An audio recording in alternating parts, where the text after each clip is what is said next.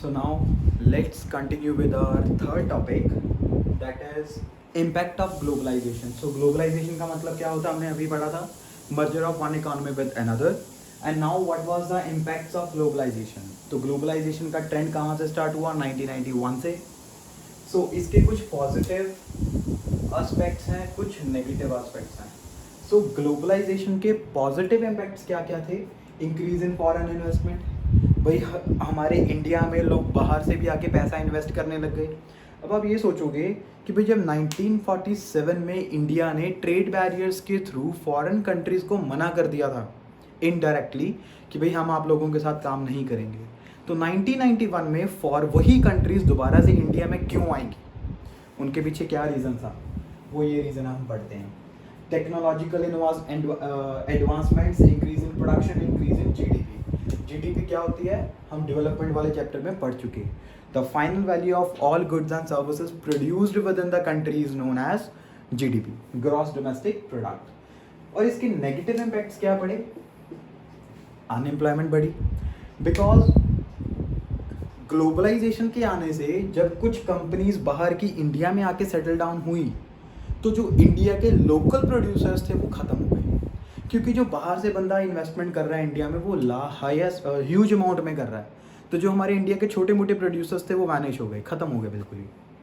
Loss of domestic production setup, वही बात, जो हमारे पास इंडिया में जो प्रोडक्शन सेटअप्स थी, जो प्रोडक्शन इंडस्ट्रीज थी, वो ख़त्म हो गई काफ़ी हद तक, जिनमें इन्वेस्टमेंट अमाउंट बहुत स्मॉल थी.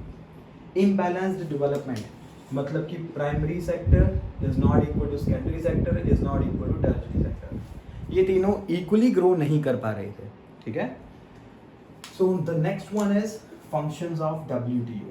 फंक्शंस कह लो आप या ऑब्जेक्टिव्स कह लो आप, यही है. अब आगे की स्टोरी सुनो. पिछली स्टोरी तो मैंने आपको बता दी थी कि भाई हमने ट्रेड बैरियर्स लगा के लोगों को मना कर दिया था. अब 1991 में जब हमारे पास लिबरलाइजेशन बनी, फिर प्राइवेटाइजेशन आई और फिर ग्लोबलाइजेशन. ठीक है. सो लिबरलाइजेशन का मेन मतलब क्या था? ट्रेड बैरियर्स को रिमूव करना. लेकिन अकेले ट्रेड बैरियर्स रिमूव करने से कुछ नहीं होना था. अब यहाँ पे एक ऐसी ऑर्गेनाइजेशन की नीड यहाँ पे पैदा हुई, जो ऑर्गेनाइजेशन इस बात का ख्याल रख सके कि भाई अगर दो कंट्रीज़ में आपस में कोई एग्रीमेंट हुआ है कि भाई ये दोनों कंट्रीज़ एक दूसरे से टैक्सेस चार्ज नहीं करेंगे, तो क्या वाकई ऐसे में सही चल रहा है? अगर जैसे कि इंडिया ने चाइना वालों को बोला कि भाई हमने आप लोगों के साथ ट्रेड करना है, तो भाई वो ट्रेड जो है वो टैरिफ फ्री होगा. मतलब कि जब हम आपको गुड्स बेचेंगे तब भी कोई टैक्स नहीं लगेगा, जब आपसे खरीदेंगे तब भी कोई टैक्स नहीं लगेगा. लेकिन चाइना ने क्या किया? जब चाइना वालों ने हमसे कोई माल परचेज़ किया तब तो उन्होंने टैक्स दिया नहीं, लेकिन जब हमें माल बेचा तब उन्होंने टैक्स लगा दिया. तब यहाँ पे इंटरनेशनल डिस्प्यूट अराइज होता. तो उन डिस्प्यूट्स को सॉर्ट आउट करने के लिए पहले हमारे पास एक ऑर्गेनाइजेशन होती थी जिसको हम बोलते थे गैट, GATT. इसकी फुल फॉर्म लिखो, general agreement on trade and tariff. ठीक है. General agreement on trade and tariff. So ये ऑर्गेनाइजेशन होती थी जो कि इंटरनेशनली एक से ज़्यादा कंट्रीज़ के आपस में जो एग्रीमेंट होता था उसका देख रेख करती थी उसकी. ठीक है ना, केयर टेक करती थी. लेकिन ये ऑर्गेनाइजेशन इतनी ज़्यादा सक्सेसफुल नहीं बन पाई. इस वजह से इस ऑर्गेनाइजेशन को ख़त्म करके एक नई ऑर्गेनाइजेशन बनी WTO, जिसकी फुल फॉर्म है world trade organisation. Okay. So it was a successor of GATT. अगर आपको एक नंबर का क्वेश्चन आएगा कि भाई WTO की जगह पे पहले कौन सी ऑर्गेनाइजेशन थी, तो वहाँ पे आंसर आएगा गैट. ठीक है. सो WTO कब बनी?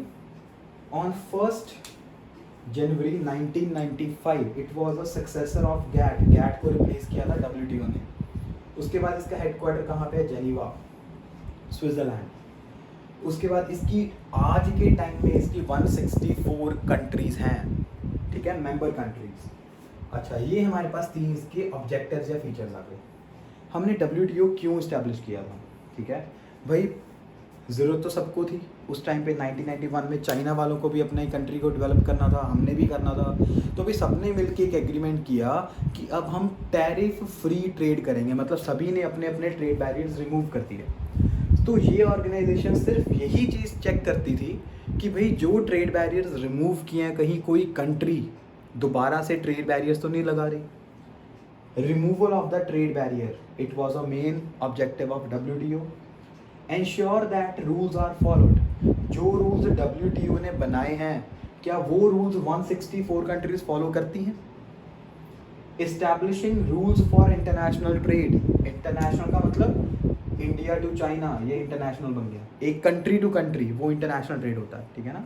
सो कंट्री टू कंट्री अगर हमने ट्रेड करना है तो उसके क्या रूल्स एंड रेगुलेशंस होंगे, उसको कौन कौन फॉलो करेगा, ट्रेड बैरियर्स किस हद तक होंगे, किस हद तक नहीं होंगे, ये सब की देख रेख कौन करता है, world trade organisation. Okay, so the next one, अब मैंने आपको बोला था कि भाई हमने पहले इनडायरेक्टली मना कर दिया था चाइना वालों को कि भाई हमने आप लोगों के साथ काम नहीं करना। कब? 1947 में। तो 1991 में हमें आके रियलाइज़ हुआ कि नहीं भाई हमारी इंडियन इकॉनमी बहुत पीछे जा रही है, तो उसको ऊपर उठाने के लिए हमें कुछ ना कुछ एफर्ट्स करने पड़ेंगे। तो वो एफर्ट्स के लिए इंडिया वालों ने स्पेशल इकोनॉमिक जोन ओपनिंग की। अब ये स्पेशल इकोनॉमिक जोन क्या होता है? Special economic zone means India में एक पर्टिकुलर एरिया अलॉट कर दिया जिसको हम बोलते हैं स्पेशल इकोनॉमिक जोन। पूरे वर्ल्ड में से अगर कोई भी इस एरिया में आके लैंड परचेज करेगा फॉर इंडस्ट्रियल सेटअप, कोई अपनी फैक्ट्री लगाएगा यहाँ पे आके किसी भी देश में से आके, ठीक है, उसको कुछ पर्टिकुलर बेनिफिट्स मिलते थे। जैसे कि सबसे पहला यहाँ पे बेनिफिट क्या था, 5 ईयर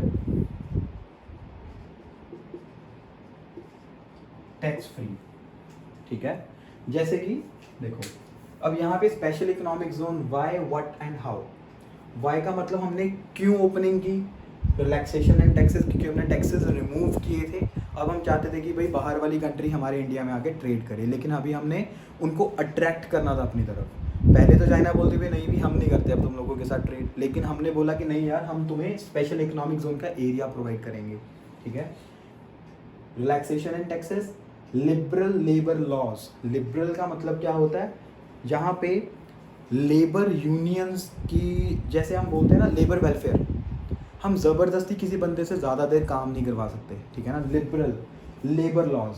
अच्छा, अगर कोई बंदा ओवर टाइम करेगा तो उसको एक्स्ट्रा सैलरी मिलेगी। 1 महीने में 4 छुट्टियाँ अलाउड हैं, संडे की हमेशा छुट्टी है, ठीक है ना। तो ऐसी तरह के कुछ लॉज बनाने लेबर के लिए। और सबसे बड़ा बेनिफिट यही था, अगर कोई पर्सन इस एरिया में आके अपनी प्रोडक्शन यूनिट सेटअप करेगा तो उसको पहले 5 साल की उसकी जितनी भी इनकम होगी वो टैक्स फ्री होगी, उसके ऊपर उसको टैक्स पे नहीं करना पड़ेगा। नाउ व्हाट, ये क्या था स्पेशल इकोनॉमिक जोन? लोकेशन मतलब कि area with world class infrastructure like roads, water, transport, electricity, storage etcetera.